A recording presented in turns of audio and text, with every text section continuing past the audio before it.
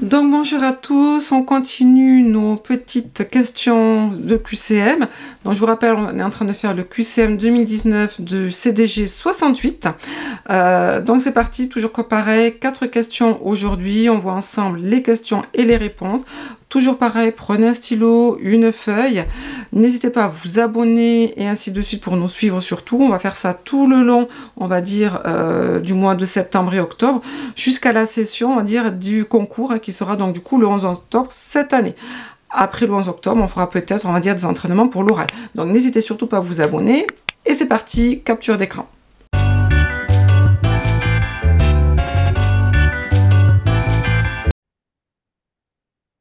Donc c'est reparti, nous continuons nos petites questions. Donc nous en étions à la question 5.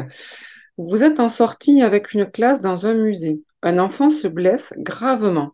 L'enseignant, qui reste auprès de l'enfant, vous demande d'appeler les secours. Dans l'urgence, quel numéro composez-vous? Donc là, c'est pareil, on va regarder ensemble. Donc vous avez A, les pompiers, 17, SAMU 15. Déjà, quel ou numéro, hein, voilà, on a le S entre parenthèses, donc il n'y en a peut-être qu'une réponse, voire il y en a peut-être deux. Donc, pompier 17, SAMU 15. Pompier 18, SAMU 17. Pompier 15, SAMU 18.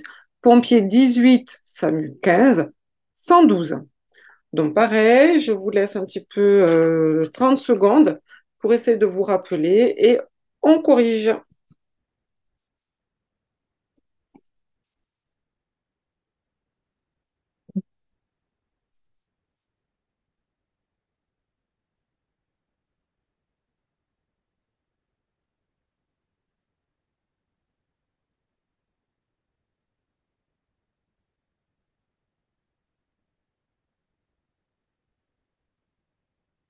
Donc, c'est une question relativement fréquente, hein. Vous devez être censé vraiment connaître les numéros d'urgence.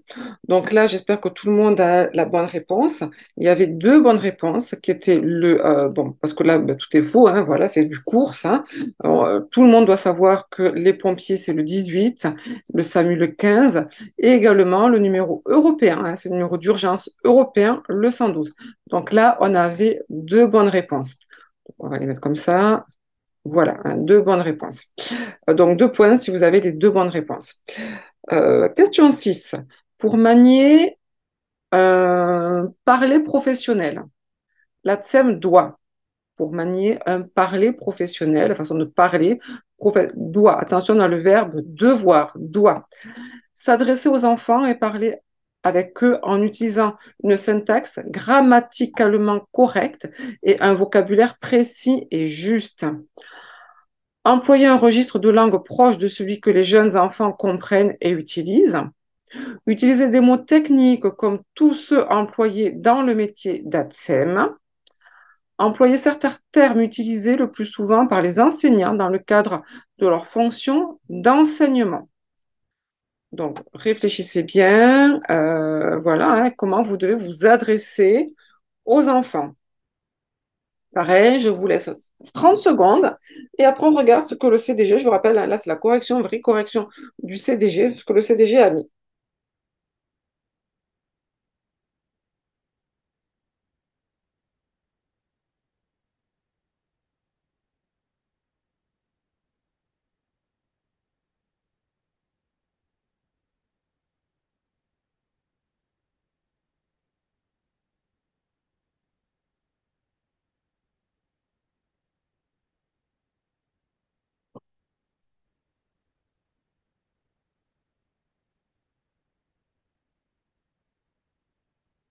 Alors, on va reprendre proposition par proposition. S'adresser aux enfants et parler avec eux en utilisant une syntaxe grammaticalement correcte.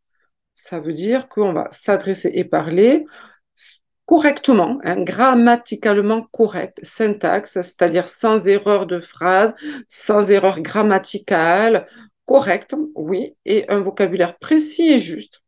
Ben, celle-là, il n'y a aucune contre-indication, donc bien évidemment que on la garde. Employer un registre de langue proche de celui que les jeunes enfants comprennent et utilisent. Non. parce qu'on ne va pas parler bébé, surtout en maternelle, les enfants peuvent peut-être encore bébés. Donc non, celui-là, non, d'accord, attention. N'oubliez pas, on va dire, hein, le niveau de langue des enfants en maternelle, beaucoup parlent soit encore en mots phrases pour certains, d'autres en mots en phrases simples, mais il y a beaucoup d'erreurs grammaticales. Donc non, c'est pas possible. Utilisez des mots techniques comme ceux employés dans le métier d'ATSEM. Les mots techniques, la professionnelle ne va pas, pardon, les enfants ne vont pas comprendre, même si pour manier un parler professionnel, l'ATSEM doit, effectivement, c'est assez vaste, je reconnais que c'est assez vague parce qu'on ne sait pas si c'est doit s'adresser aux enfants, doit s'adresser aux parents, doit s'adresser à l'enseignant, c'est très vaste. Donc celui-là, je reconnais que certains ont peut-être hésité, puisque là, effectivement, des mots techniques comme ceux employés dans le métier d'ATSEM. Donc ça pourrait être juste, mais c'est le parler professionnel, donc l'ATSEM, elle doit communiquer à qui essentiellement envers l'enfant. Donc celle-là, non, effectivement, le CDG ne l'a pas mis, même si je pense qu'il y a certains candidats qui ont dû la mettre. Donc non, attention, elle n'y était pas. Employer certains termes utilisés le plus souvent par les enseignants dans le cadre de leur fonction d'enseignement. C'est-à-dire que là, on a quand même quelque chose qui est relativement du soutenu, fonction d'enseignement. Le plus souvent dans les enseignements, on ne vous demande pas, attention, d'avoir le même vocabulaire que les enseignants. Ce n'est pas un langage, ce n'est pas en tout cas le langage professionnel que l'on attend de l'ATSEM. Hein, d'accord? On vous demande un langage, on va dire, qu'il soit correct, simple, juste, précis, mais pas forcément proche de l'enseignement. Vous ne faites pas partie, attention, du cadre de l'enseignement. Donc celui-là, non, il n'y était pas. Donc là, il vous fallait juste une seule bonne réponse. Donc si vous avez mis cette bonne réponse qui était donc du coup la A, c'est bon, vous prenez 2 points. Sinon, attention, ben, c'est 1 ou 0. Euh, la syphose est du coup, une pathologie liée à un problème de foie, un symptôme témoignant d'une altération du sang, une déformation de la colonne vertébrale, une inflammation de la vessie. Je rappelle, là, c'est du coup. Hein.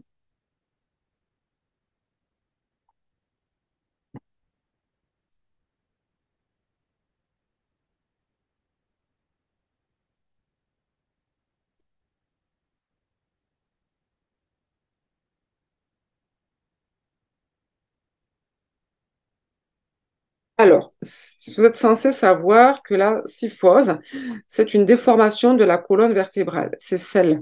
Voilà, donc ça c'est du cours dans la partie justement développement de l'enfant. C'est du cours, donc si malheureusement vous avez mis la mauvaise réponse, moi je vous encourage à revoir un petit peu vos cours hein, sur la partie développement de l'enfant. Voilà, c'était voilà.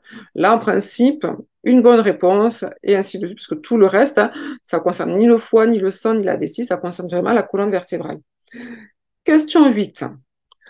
Un apport insuffisant de vitamine D est cause, est cause de botulisme, de rachitisme, de nanisme, de saturnisme, d'autisme. Je vous laisse un petit peu 30 secondes pour réfléchir.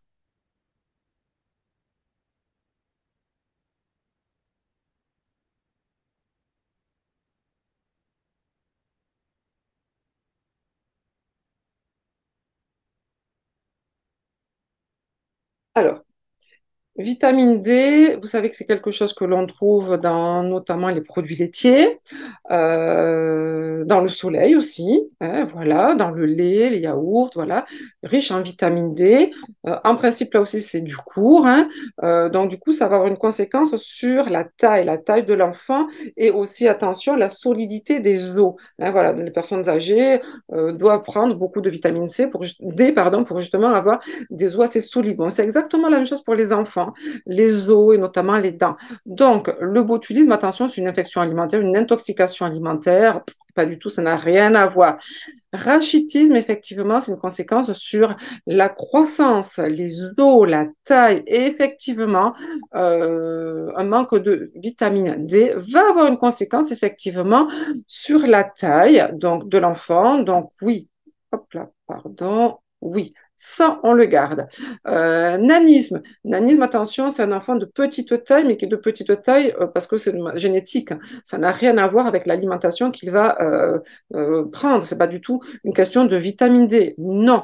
Saturnisme, attention, c'est, on va dire, quelque chose avec le plomb. Hein, c'est pas du tout la vitamine D, c'est le plomb qu'on peut avoir dans certains, malheureusement, pesticides, donc du coup fruits et légumes, qu'on peut également avoir dans certains produits, notamment peinture de mobilier pour enfants et ainsi de suite, surtout si l'enfant le met à la bouche, vous voyez. C'est pour ça qu'il y a ce qu'on appelle des normes, hein, les normes NF ou CE pour le mobilier, voilà, pour justement éviter cette présence de plomb dans les produits.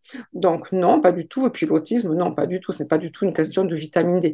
Donc du coup, là également, on avait juste celle-là. C'est du cours en fait. Hein. La réponse, pardon, B. Donc là, on avait vraiment des questions de cours. Hein. 4, c'était la B.